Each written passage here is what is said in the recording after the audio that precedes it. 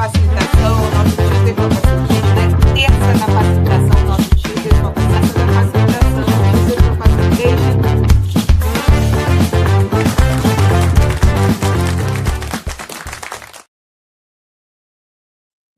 And here we are again on the Tuesdays for Facilitation. Good morning, good morning. Hello, Iveren. Hi, Ty. Good morning. That was a very fun introduction. I really loved it. Right? I felt it had my face. So it's a new introduction. We're just launching it today with you, okay. Iveren. I'm really happy. We started this second season on December last year, and I only had one episode because, well, I spent the whole of January in Nigeria and I was having some internet problems. But I left Nigeria. Nigeria didn't leave me. That's why I had to invite Iveren, who is talking with us directly from Lagos, Nigeria. This is going to be a very cool and a very fun live today. So, Iveren, to start with, I think, I have to introduce Tuesdays for Facilitation is these weekly live sessions where I invite different professionals from different areas, different industries to talk about how facilitation is a timeless skill and a multi-sector skill.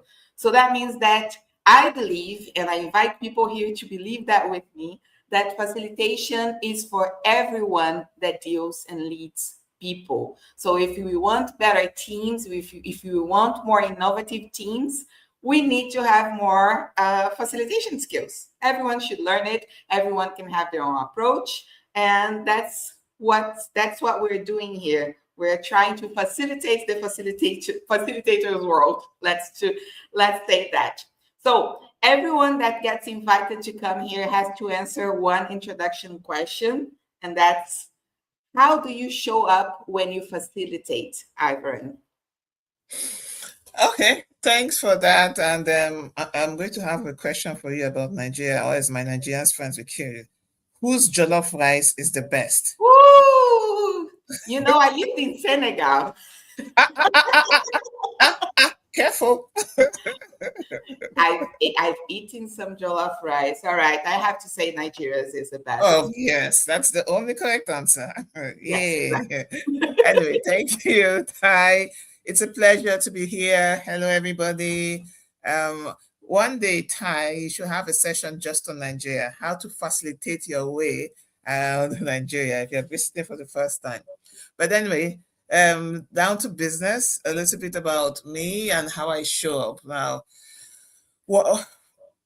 what's key and what's important for me in facilitating is ensuring that the outcome that we want to achieve is actually the outcome we're hoping to achieve and that everybody is aligned with. And even though that sounds slightly basic and common sense, it's very easy when you're facilitating to get derailed by your own intentions or your own agenda or your own desires, especially through emotions. So one of the things I've tried to do, and I started this early, I can't remember which teacher or which guide taught this, but I remember that very early, before the beginning of my facilitation career, before I start any form of engagement with people, I would try to synchronize, just put myself in the state of 100% alignment. Like we're one team. There was actually a particular process of sending streams of light and love from my heart to all their hearts and to their heads and back. So like a constant flow. And then to go like, if I was not in the room, what's the best outcome for everybody? So meaning that it shouldn't be about the applause. It shouldn't be about the kudos. It shouldn't be about me trying to show that I'm the best. What is the best outcome for everybody in this room if I'm not there? And how can I make sure we get there? And that's how I try to show up every time. Remove myself from the situation first and just focus on what should be the best outcome. And if I need somebody else to take the shine, if I need to be able to keep my mouth shut sometimes, if I need to change my agenda, if I need to really listen, because that's what's important, to listen, not with your ears, not just with your eyes, but with your whole skin. So that's just a little, I don't know whether I properly answered that question, but You did, and I like where you're talking. I couldn't imagine, like this whole images. And I think I always say that facilitation is a type of alchemy. Like it's a magic. Like sometimes what you do in a room is magic as a facilitator. oh yeah.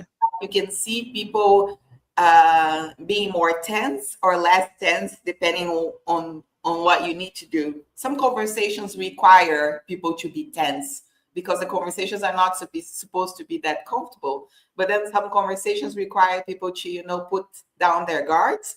And I think what you described, and you're talking, and I was imagining, like the energy flowing as something visual. I could totally imagine that. So facilitation is not always about being, an individual, as you just said, an individual in front of a group of people or on a stage. It can be facilitation between organizations, different stakeholders, the ability to take different types of people and situations and turn it better, right? It's a little bit of what I think is what you do at Ashoka today. Tell us more a little bit about how you see your facilitation skills on your day-to-day work today.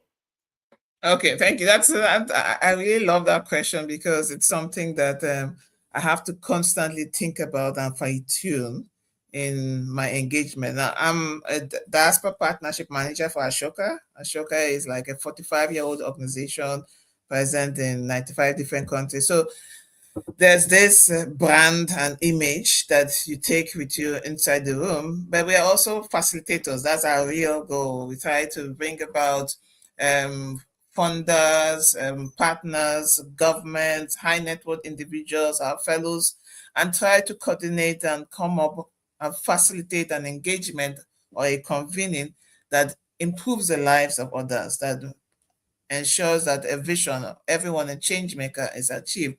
However, when I am in those rooms, I cannot be there with just the Ashoka agenda in my head, because there are other organizations present.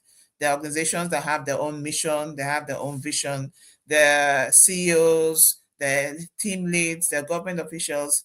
So it is important when facilitating these kinds of conversations and programs and partnerships to be able to understand, once again, one step forward, one step backward, what is important to everybody, and how can we come to a certain point where everybody's goal is achieved. Do we need to take a little off? We need to add a little, give a little, take a little? Who needs power in the room? Who needs visibility? Who needs to step back? And how can I make sure that all this is done without me trying to impose my own agenda, impose Ashoka's vision?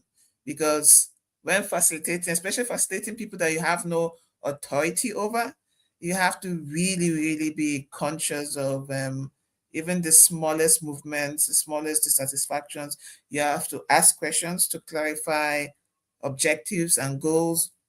And you have to be willing to just fade into the background if that's what will help the objective be achieved. Not the easiest thing, because yes, sometimes you want to be the center person for everybody to respect and go like, oh, you're the one that facilitated this whole program and project. But if you notice that someone that's key to that conversation needs that or wants that too, then let them have it. The important thing is everybody going to be happy at the end of the day? Or are you going to choose to stand on the rightness of your own position? So that's my everyday job. I always say this too. Like, I think it's a position where you have too much power, but then you also have too much vulnerability. Like when you are in this position, you have too much power because you can manipulate. Instead of fading out, you can completely fade in, and then I've seen some bad facilitator work doing that. Like, I've seen it around. It's like, oh my God, what is this person doing? Like, this is a mess of a situation here. But then you're also in a very vulnerable situation, especially when you're talking, you just mentioned that sometimes you're talking with CEOs, sometimes you're talking with C-levels. And that's a lot of vulnerability, you know, when you're facilitating something, or when you're presenting something, a program, to people who have too much powers on their hand. Sometimes they want to play with their power too. Yes, they do. Right? They Sometimes they want do. to, hey, who are you? Why are you here? Exactly. And once you're at that position, it's game over. So you have to make sure that you never guess. And that's why you have to read the room, you have to read expressions, you have to read personalities. Because the moment they go like, who the hell do you think you are? You know, I don't need you, you need me. Then it's downhill from there. So that's I think for me that's the most. It's a dance. You have to be careful. When you're dancing with different partners, the rhythm changes. Everybody, one person is dancing rhythms and blues, somebody is doing disco, another person is pop, another person is Afro juju beats. Each each rhythm is different, but you have to dance with everybody and make sure that you don't step on anyone's toes in the process, and then still let them believe that they are the ones that are in control. So that's an interesting dynamic.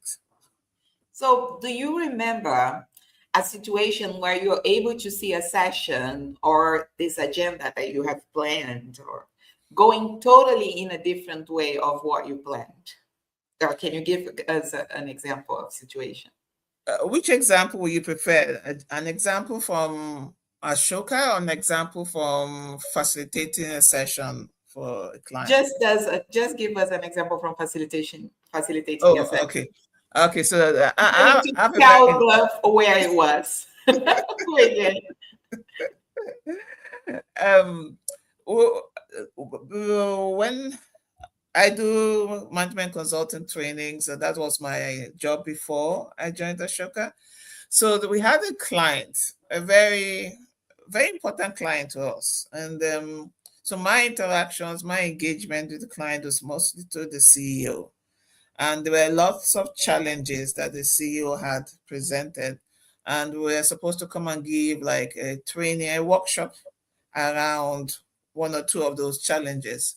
And I had designed the program because he was paying good money for it. So the way every facilitator does it, this is the workshop, this is the activities, and this is when we'll be done. And these are the outcomes that we expect that will please the CEO and achieve. And we ran it by him. He was happy with it, and so we delivered. Now, almost like when you're facilitating a group, you can tell when you're not getting a response, when there's like a brick wall. People are just, they're just sitting there because they were asked to sit there. It's a requirement, and we're just following along. So you know, at one point I had to ask and go like, what's this? What's going on? What's the challenge and what's this? And then, there's always a bold person in the room that's willing to speak. And then he raised a very serious issue concerning the CEO that the CEO had not mentioned about his leadership style. And then everybody, once that dam was opened, it poured and poured, and then I suddenly realized that there is no way going forward with how to help build the productivity and address all these challenges will just alienate me the more. So there and then I was like, okay, let's have a round table. Let's sit and have an intervention, and let's look at how we can solve this. And I was like, bring in the CEO, because he has. So I told him, let's sit. We need to have a conversation. And you could see he was really like, this is not what I was paying you for. I was like, yeah, but yeah, this is important for us to get to the outcome you want. So there was and now I had to facilitate the conversation in such a way that he doesn't know who said what.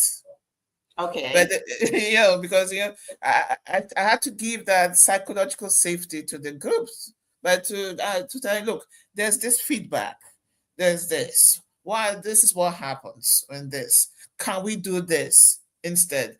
What are ways to? So sometimes when he will postpone or when he will try and resist, I'll go like, yeah, but this and this and this and this has happened, not so. And then I'll turn to the group, and people will nod, but there's no one person speaking. And then he will, So eventually, it now became the whole training session became a CEO intervention, and at the end of the day, it did turn out well because he made some commitments to adjust his behaviors. And then from his commitments, we could now inspire commitments from the team members to say, okay, they too will do this, and they will do this, and they'll do this.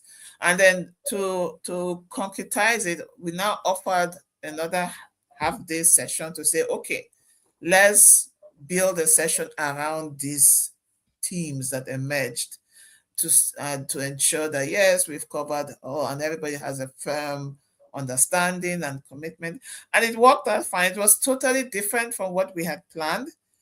And it didn't give me the opportunity to show off all my beautiful slides and my PowerPoints and all that and everything. But at the end of the day, everybody left that session feeling heard, feeling vulnerable, feeling ready to, okay, let's do something different, and also accountable for the progress and the outcome. So, and I think that's one time I really feel proud about myself that I was really able to see that and pivot the facilitation process to get the outcomes needed. That's the classic situation where you need to have the basics so that you can move on. Unless it's just you putting dirt under the rug all of the time. And I think, like, in general, at Awele, we're generally higher, like 95% of our clients are C-levels. So we don't go through HR and everything. So it's an approach too. And I think, like, 90% of them are really looking forward on doing that, on trusting me as a facilitator or us as facilitators to, get that rug up and, we need to clean this house. So how are we going to do this? What exactly is going to happen? And when we start briefing, we don't actually know what's going to happen. And one important question that we have to do is like, is there anything stressful at the moment? But you said something interesting, because sometimes sometimes they don't know, they don't think it's that bad. It's not from a bad situation. And sometimes things come up. For example, we had planned, we've been doing this for months, a workation. It's a work retreat. I hate calling a work situations retreat, but that's what the organization wanted to do. It's an international organization that funds other organizations. I think they actually fund you too. I can't tell the name, but we were planning, this global meeting with them in Colombia in a few years ago. So people from all over the world are flying to Colombia. Then 3 days before our meeting, the owner of the organization says that they're laying off 40% of their staff. So now everything that we have planned goes to hell because, like, how are we going to have these people doing all of these activities if they don't even know if they're going to be in an organization after this retreat? This was like a few days before we had our session. We had to change a lot of things, and it's really funny, right? So my co-facilitator, we're like redesigning everything, from day to night and replanning, because we create methods. You're talking about the slides. We create methods, we create tools, we design everything. It's not like you just pull things out. You design things bespoke. And then I remember his wife telling us, she's like, oh my God, what a weird life you guys live. Like, you're doing everything from day to night. You've been working on this for weeks. And I'm like, yeah, that's the facilitator life. Like, and sometimes we change everything from one night to the other, because the first day didn't go as we had planned, didn't go as we thought it was going to be. The discussions didn't go well. So what we're going to do is, like, That's what I say. It's a bit of magic, right? Like you have to be a little bit of a magician to be Yes. able to be, you take things from your sleeve and then you take things out. Yeah, that's actually what I'm called sometimes. Sometimes I'm called the magician. Sometimes I've been called the witch. Like, Yes. how did you know that this was not the real issue in the room and all that and figure it out? But it's interesting. I really like it. It's fun. Yeah, sometimes it's like it's that witchy feeling that also makes us be like, there's something here that we should address. Because on our case, we learned about the 40% layoff from the media. So Whoa. good thing is I'm always looking up, especially that type of clients. Like I'm always checking to see. It was a moment where many people were doing layovers or some layoffs. So I'm like, let me just search some stuff, and I wasn't wrong. So it is. So when people think of us as facilitators, just come into a room and it's like, oh, she has so many tools. She designs and everything. Oh, she's able to do something from day to night. You guys have no idea how much of a stress it does to our body and to our souls to design a session, to be able to redesign it. To redesign it on your feet, like literally on the go, Yes, like it's constantly. changing the wheel of the car while the car is on the road. That's I good. think that's the best analogy for that. I think I'm going to do a little. I'm going to put that on my intro video. That should be nice. I would like to see that. So I have one more question. Like, what are the skills that you have developed? Because we spoke a bit of. We're talking about facilitation as a whole, but we do have to develop a bunch of skills, through your work and life experience that made you a better listener or a better witch or a better magician to understand and feel what's going on in a room. Yeah, I think for me, if I go back way in time, first and foremost, the very first thing I had to do was learn a lot about the human psyche. So I know I registered for a course. I even did a diploma. My background is mechanical engineering, so I had to actually go back to school and learn a little bit about psychology. Okay, let me get the science of understanding what influences human behavior and all that. But that wasn't enough. I realized that psychology can only take you so far. Each person, each group of people you sit with, they have their own little bag of surprises and a nice mix of a little bit of this and a little bit of that. So I think for me, the skill that has been the most valuable to me is the skill of asking questions. Asking questions and listening to the answer in such a way that my head is empty. Because if I'm listening and I'm trying to think of a solution, I miss the micro expression on the face that then tells me, oh, this thing, she's just saying this to avoid an issue, or oh, she's afraid of saying this, or there's anger here and all that. So asking questions and going further. Oh, when you said this, what do you mean? Does it really mean this? Or is there another factor? And then also trusting my own intuition and the feeling. So when I say I watch or I listen, I don't listen just with my eyes and ears. I actually go into the very this state of stillness and go like, how does it feel? How does what this person is saying feel to me? Does it feel good, joyous? Does it inspire some form of trepidation? So anything, and I always follow up that, and then I try to be vulnerable. I say, when you said this, I got the feeling that you were trying to just say what I want to hear, or yeah, you don't really trust that I can handle this. Am I right?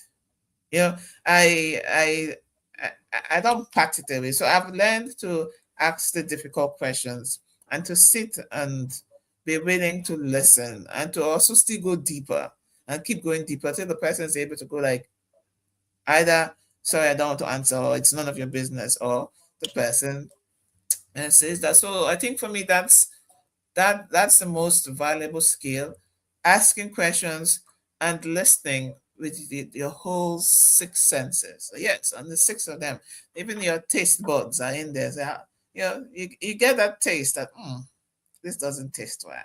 This feels a little bit hostile, and then you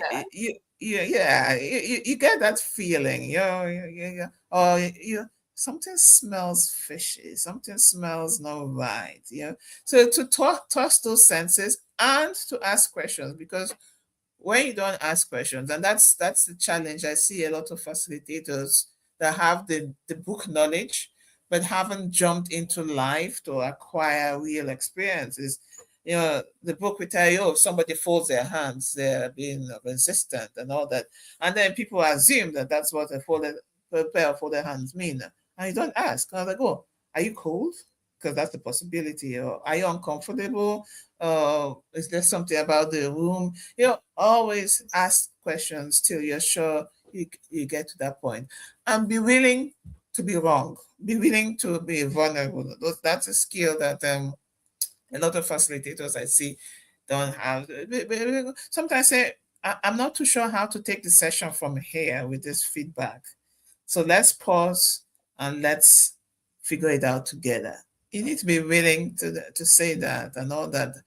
So I think those are the major skills: questioning, listening with all your senses, and being willing to be vulnerable enough to admit when something needs a different approach from what you planned.